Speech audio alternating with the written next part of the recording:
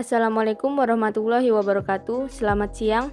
Perkenalkan, kami dari kelompok 2 akan mempresentasikan tentang bagaimana cara pembuatan tepung dari ubi jalar. Sebelumnya, perkenalkan anggota kelompok ini terdiri dari Rizka, Yanuar, Lisa, Fazri, dan Syarifah. Baiklah, berikut merupakan langkah-langkah dari proses pembuatan tepung ubi jalar. Langkah pertama, cuci bersih ubi jalar dengan air mengalir. Pastikan ubi jalar tersebut benar-benar bersih dari tanah yang masih menempel.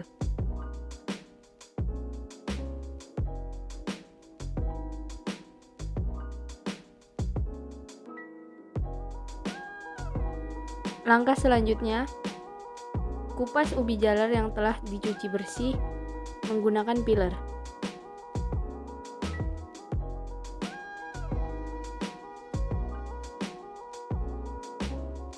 Lalu, iris tipis ubi jalar untuk mempercepat proses pengeringan.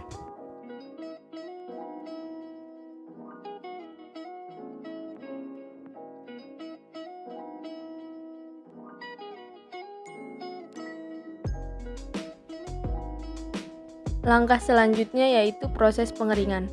Pengeringan dapat dilakukan di bawah terik sinar matahari selama 2-3 hari atau hingga benar-benar kering. Atau juga bisa menggunakan oven dengan suhu 100 derajat Celcius selama 5-10 menit atau hingga ubi jalar benar-benar kering. Bila ubi jalar telah benar-benar kering, maka ubi jalar tersebut siap dihaluskan untuk menjadi tepung.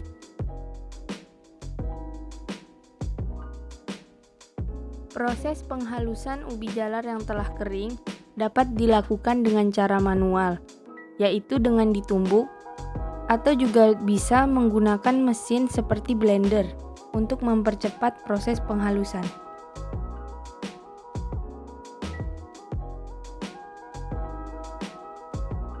Setelah proses penghalusan, langkah selanjutnya yaitu proses pengayakan.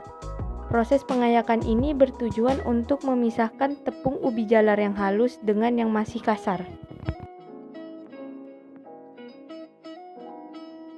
Setelah melalui proses pengayakan, maka tepung ubi jalar siap untuk digunakan. Setelah melakukan proses pembuatan tepung, maka langkah selanjutnya ialah menganalisis tepung. Pada analisis ini dilakukan 6 analisis yang berbeda pada tepung tersebut.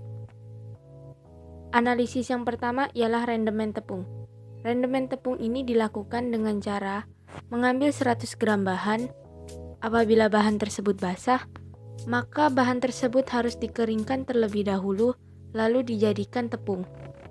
Untuk proses pembuatan tepungnya telah dijelaskan sebelumnya. Perhitungan rendemen tepung ini sendiri dilakukan dalam 3 tahapan.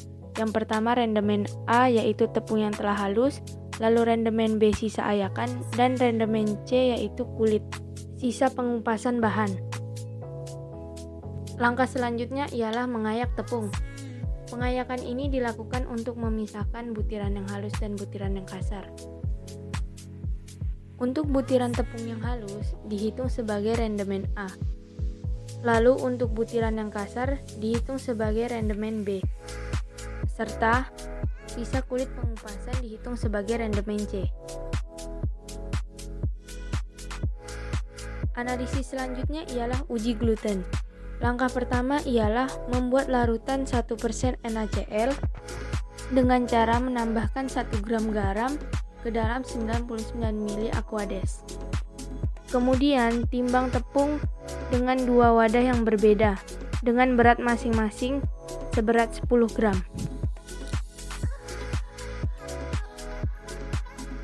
Selanjutnya pada wadah pertama tambahkan 10 ml air, lalu uleni adonan hingga kalis.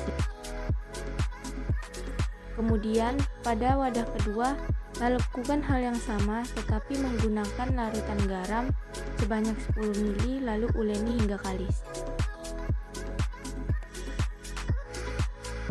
Setelah didiamkan selama 1 jam, adonan dibungkus dengan kain lalu dicuci hingga warna air bening. Lakukan hal serupa pada adonan di wadah yang kedua.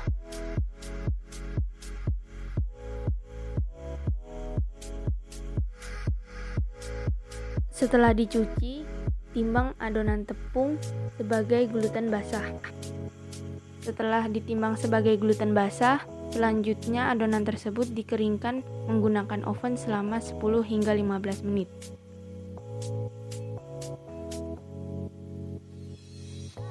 Jika adonan telah kering, kemudian adonan ditimbang kembali sebagai gluten kering. Analisis selanjutnya ialah daya serap air. Langkah pertamanya, timbang tepung dalam wadah sebanyak 25 gram. Lalu, tambahkan air sedikit demi sedikit, campurkan hingga adonan kalis. Jangan lupa untuk menghitung seberapa banyak air yang diserap oleh adonan hingga kalis. Setelah analisis daya serap air, kemudian dilanjutkan dengan analisis daya serap minyak. Langkah pertama ialah membagi dua adonan sama rata dari adonan daya serap air.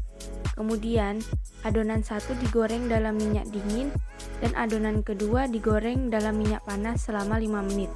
Kemudian timbang adonan setelah digoreng. Setelah daya serap minyak, analisis selanjutnya ialah densitas kamba. Densitas kamba diawali dengan menimbang wadah kecil kosong, lalu diisi dengan tepung hingga penuh, dan ditimbang. Lalu hitunglah selisih antara berat wadah kosong dengan wadah yang terisi penuh oleh tepung. Dan hitunglah densitas kamba dari selisih per volume wadah tersebut.